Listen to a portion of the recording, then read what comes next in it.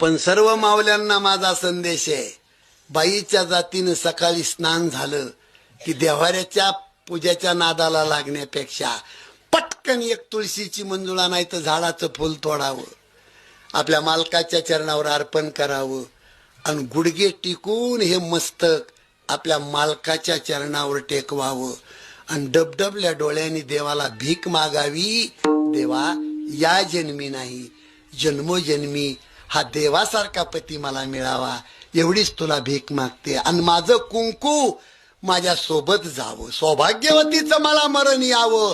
प्रत्येक स्त्रीनं रोज सूर्यनारायणाला ही भीक मागावी.